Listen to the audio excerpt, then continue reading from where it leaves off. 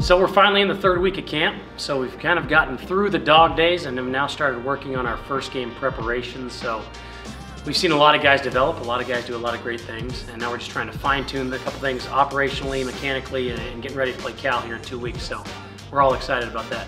We have a great group of offensive linemen here at UC Davis, not just because they're fantastic players, but the culture there is really strong. And not just with the starting five. We have 4 guys there who've gotten all conference honors at one point or another.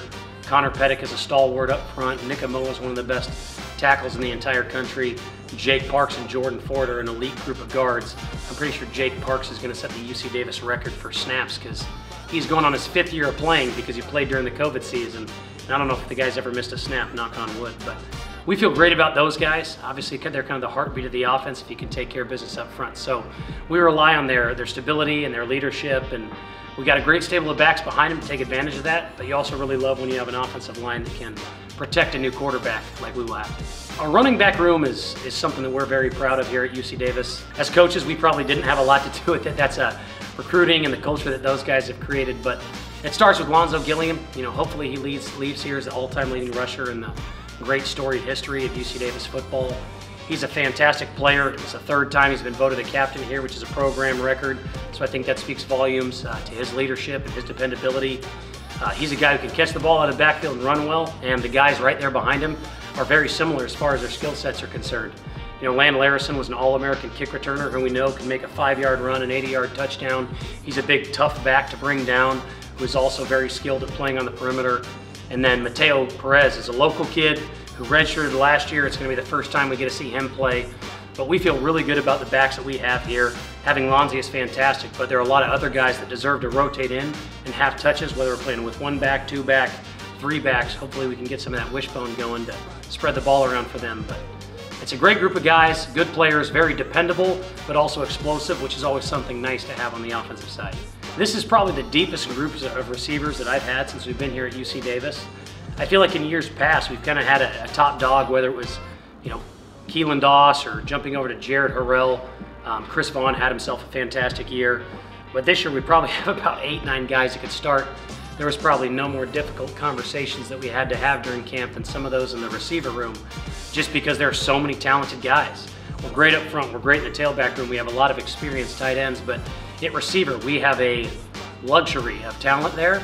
We just got to make sure that we continue to hone those guys and wait for one guy to emerge as a consistent threat. We feel really good about CJ Hutton. He's a guy who's played in the slot for us. We have a couple other veteran receivers. Justin Kraft and Lance Babb have started games for us. Chaz Davis and Casey Grandforce are 2 guys who have worked very hard and are ready to emerge. But we love our receiving core, and I'm excited to rotate those guys through and kind of see who can step up and make the most of those opportunities here when we get into playing game. Tight ends have always been a strong position here at UC Davis. We were lucky to have Wes Priest when we first started here, and every year we've had an all-conference tight end here at UC Davis. So we're trying to keep that tradition going, and that starts with McAllen Castles. He's a super talented player, but a guy who's just tough as nails.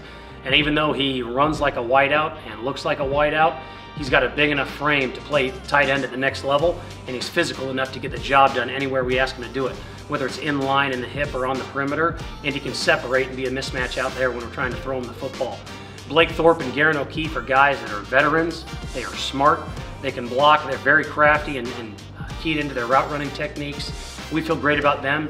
We've relied a lot on playing in 12 personnel, which is a 2 tight end set that we will use those guys in a variety of spots, but they're very talented, and probably nobody has more on their plate than the tight ends in our offense because they got to be able to play every receiver position and block like a tackle. So they're very talented. We expect a lot of them, but we're excited to see what they do this year. We have a fantastic room of quarterbacks here at UC Davis, another room with fantastic tradition at the position, and whoever we put out there, we just want to make sure we put them in a position to succeed. Last year, we probably got into the carousel of quarterbacking a little bit too much after Hunter got hurt, and so we're trying to look for some more stability there. But I think to get stability at the position, first and foremost, you got to have leadership, you got to have toughness, and then you got to be dependable. And we got a group of guys that can do that.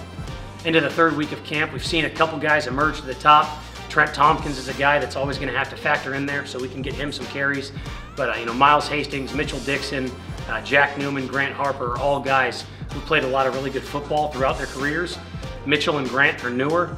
People in the program have not seen them from the outside, but we're really excited about their future. They have fantastic talent, and they're going to have a great, experienced offense around them. So we got to pick a guy, ride him, and just do everything we can to support them because they'll rise to the occasion. They got a great cast around them.